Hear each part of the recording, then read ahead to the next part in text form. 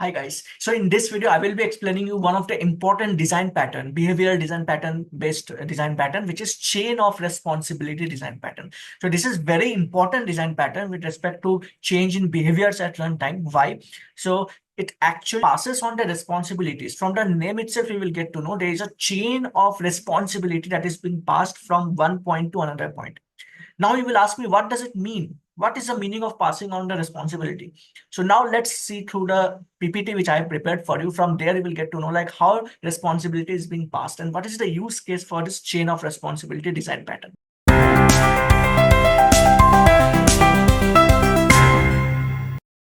So here, chain of responsibility, it actually simplifies the request handling process in a very decoupled or loosely coupled way. Okay, why?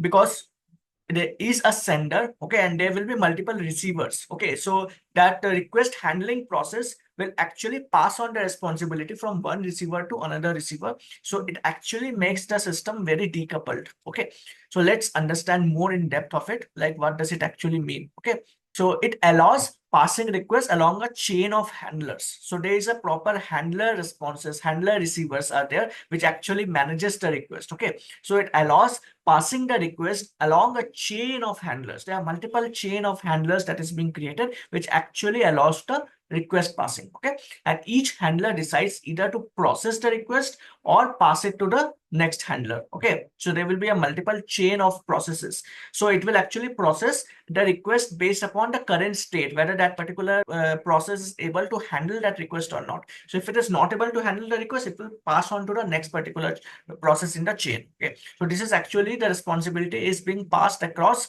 the chain from one point to another point. Okay, so here if you can observe here, let me annotate and show you. So here if you can observe, there is a sender. Okay, so sender is sending a request. Let's suppose there is a ATM withdrawal machine. Okay, so let's suppose I want to take out money of let's suppose 9,000 rupees. Okay, I want to fetch money of 9,000 rupees, and there is a three type of receiver, let's suppose. So this particular receiver is gives me money of let's suppose 1,000 rupees, 1,000 rupees multiple. This particular can give about 500 rupees, and this particular can give about 100 rupees. So now let's suppose I want to fetch 9,000 rupees, then which one will it be able to help me with? Okay, so 9,000, if I say that whether I can get with 1,000, yes, we can get with 1,000. Okay, so all nine multiply by 1,000. Okay, 9 multiply by 1,000. So I will get 9 units. I will get of 1,000 rupees each.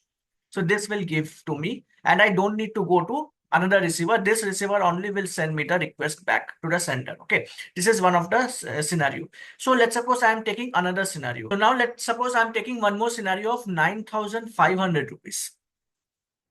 9,500 rupees I'm taking into consideration. Okay, then what will happen? So it will take 1,000 rupees currencies only. Okay, it will give money only on 1,000 rupees multiples. So from here, what I will get 9 units of 1,000 rupee note. But I want 9,500 rupees. I don't want 9,000 only. So whether this will be able to give extra 500 rupees? No, it's not possible. So what it will do, this RX1 or receiver one will tell ki, no boss, I'm not able to send you 500 rupees extra because I can't give 500 rupees multiple currencies. So it will give the responsibility to receiver 2. Okay, so now in the chain, there are multiple receivers available. So if receiver 1 is not able to give the currency of 500 rupees, it will give it to RX2 or receiver 2. Receiver 2 will see like 500 rupees is remaining. Yes, it is multiple of my 500 rupee currency. So now I can give extra 500, 1 into 500, 1 unit of 500 rupees I will give extra. Okay, so it will add both of them, like 9,000 plus 500 is 9,500. Okay, so like this, it will keep on passing the responsibility from one point to another point. Okay, so like this it will happen. Okay, and let's suppose it came with 9,600, let's suppose. Okay, so 9,000 this will give, 500 this will give, and 100 rupees it will give. Okay, so like this, there is a responsibility being passed from one handler to another handler. Okay, so like this, there is a chain of responsibilities which is being occurring over here in a chain of responsibility design pattern. I hope you got the concept, like how it has been working internally. Got it. So there are three major perspectives, three major points that we have to understand in chain of responsibility design pattern. Okay, so first is the handler.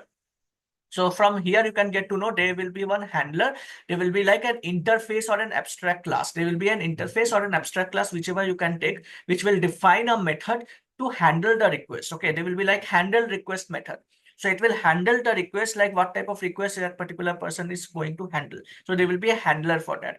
Then there will be a concrete handle. It is a kind of class which is implementing this handler interface. Okay, and it processes the request and then it forwards it. Okay, so whatever data is being passed, like handle request data is being passed, right, as an object reference, and then concrete handler is a class which will implement handler interface and it will implement that handle request method. Okay, then there is a client which initiates the request to a handler in the chain. It will initiate the request. So whatever data I want as a processing, okay, so it will create an object of the concrete handler and then it will return the data based upon what request has been passed from the client. Okay, so this is actually three things that we have to understand. There will be a handler from the request perspective, then there will be a concrete handler which will implement a handler interface.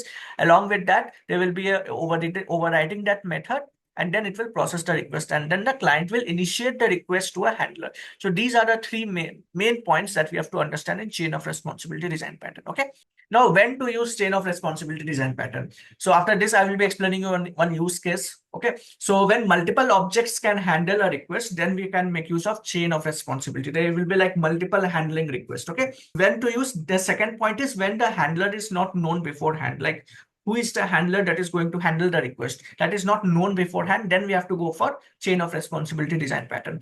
Then to decouple the sender and receiver of a request. So there will be a request. Okay, there is a request handler. So there is a sender and there is a receiver. So we have to decouple both of them. There should not be tightly coupled between the two.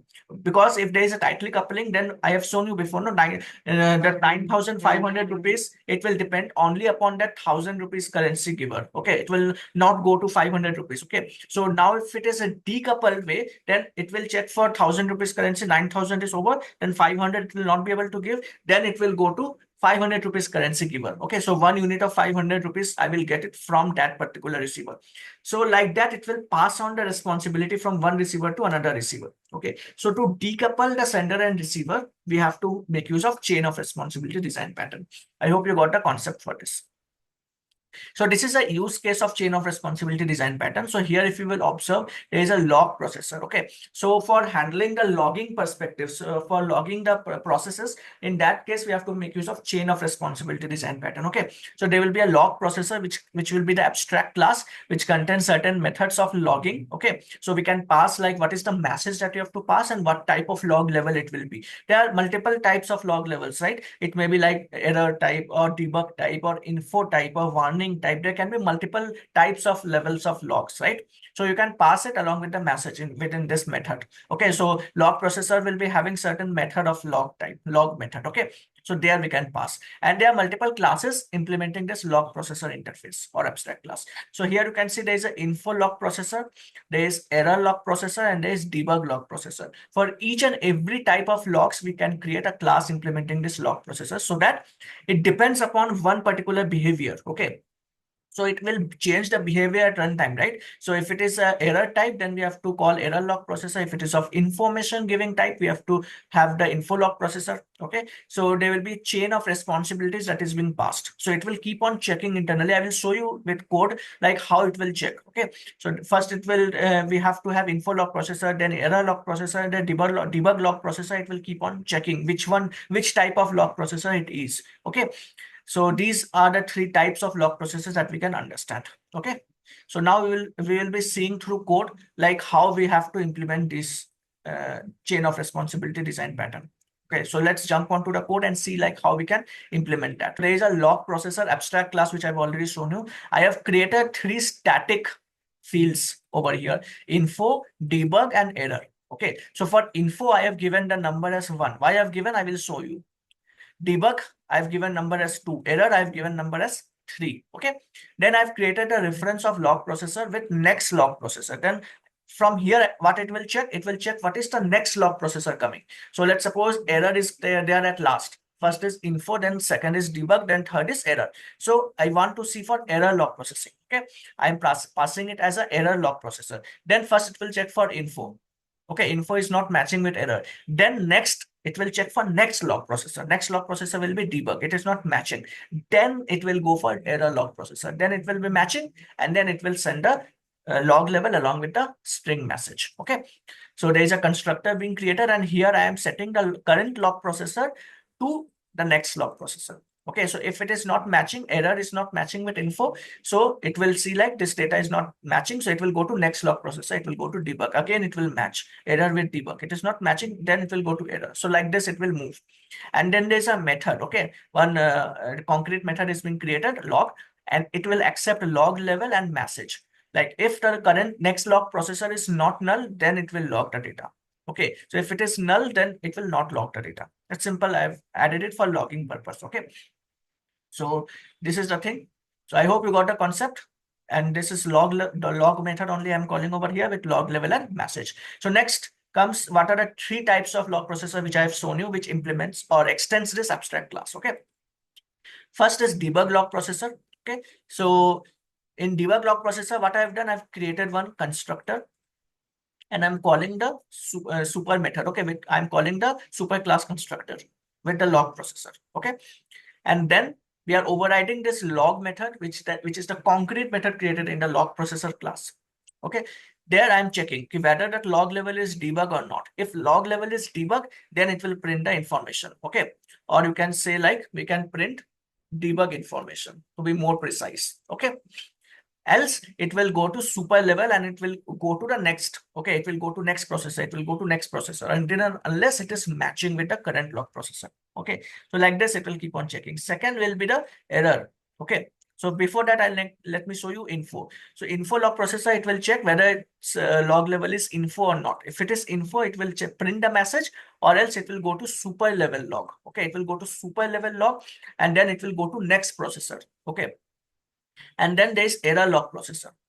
So in error log processor, it will check whether it is error or not. If it is error, it will print the error message, or else it will log the super level. Okay, so like that it will flow. So this is the driver class. Okay, so let me show you with the help of debug points. I will add debug points in all the places. Okay, and then I will let you show like how the flow is moving. Then you will be having an idea. Okay, how it is being internally working. Okay, so let me add debug point at all places. Okay, so this is a driver class. Let me add debug point in all three lines. This is a log processor.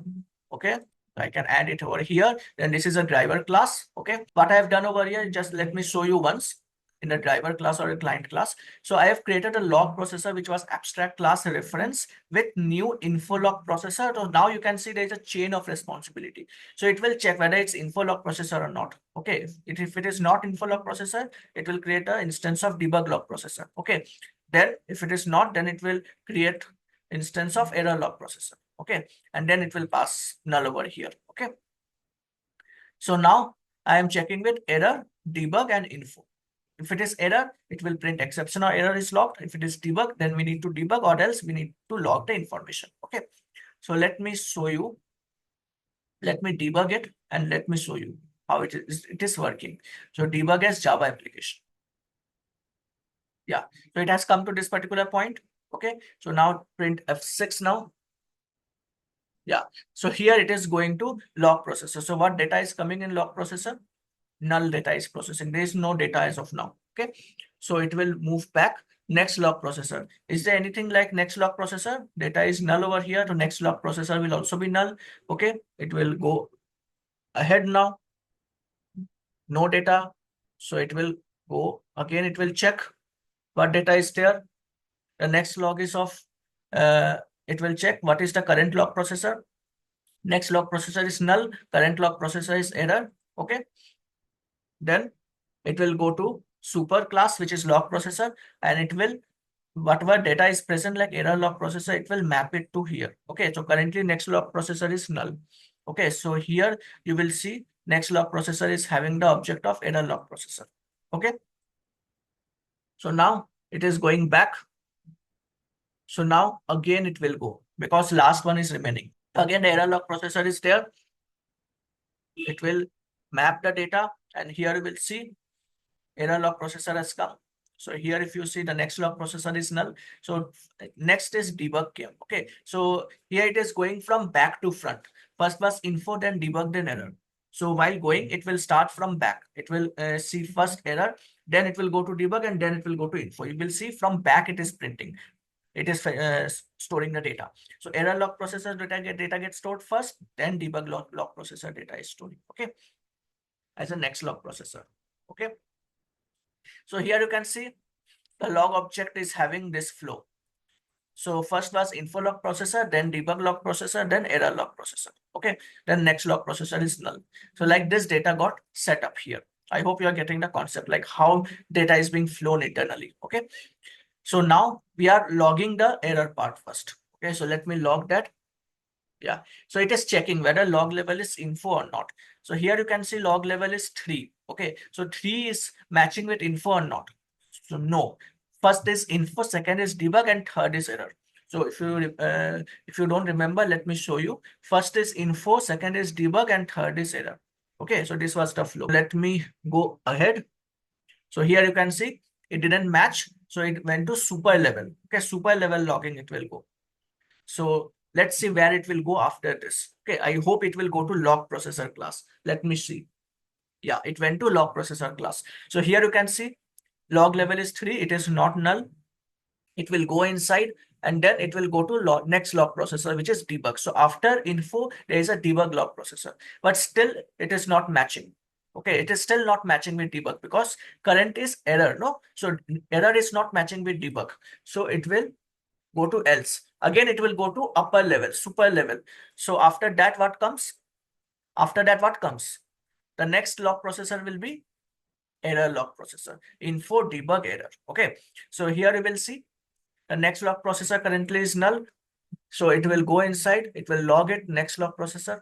So current level log is 3, which is actually equal to error.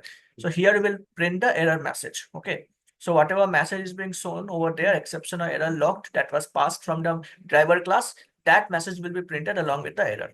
So it has printed me this error. Okay, then again it will go to driver class back. So this process is completed, it will go to driver class back. So like this error got printed. So I hope you got the clarity on this. So similar to that, it will print for debug as well, and similar to that, it will print for info as well. So let me show you. So it was checking whether it's info or not. It's not info. It will go to next level, next log processor. So next log processor is what currently? It is error log processor. Okay. So it will go ahead. Okay. It will check whether it's in debug or not. So let's see what's the log level currently. Yes, log level is debug. So it started with error, then debug. Okay. So it will check. Yes, debug. It will print it. It will move ahead. Then last comes info. So it will check whether it's info or not. One is info. Yes, one is info. Correct. It will go ahead and it will print logged information, and data got executed properly. So this is the entire chain of responsibility that is being passed. So it has started from error, then debug, then info. But while executing the entire thing, it will start from info, then debug, then error. So this is a chain of responsibility that is being passed. So this is one of the use case that I have shown you with respect to loggers, like how we can pass the responsibility. So it will check that whether it's of error type which you want or not. It is matching with info. No, not matching. Not matching with debug as well. Then at last, it will match with error. It will print the error data. So what is happening? It is passing on the responsibility from one block to another block, one handler to another handler. So error info type handler will not be able to handle error type. Debug also will not be able to handle, but error type handler can able to handle error. Okay. So like this, there is a chain of responsibility that is being created. So I hope you got a clarity on this, like how chain of responsibility design pattern internally works. So if you practice it 1 to 2 times, you will get a crystal clear picture of it. Okay. So it's Devjit Roy, it's signing off. We will see you in the next video with next set of behavior design pattern. Okay. So we'll see you in the next class. Till then, keep on learning, keep on practicing. Bye bye.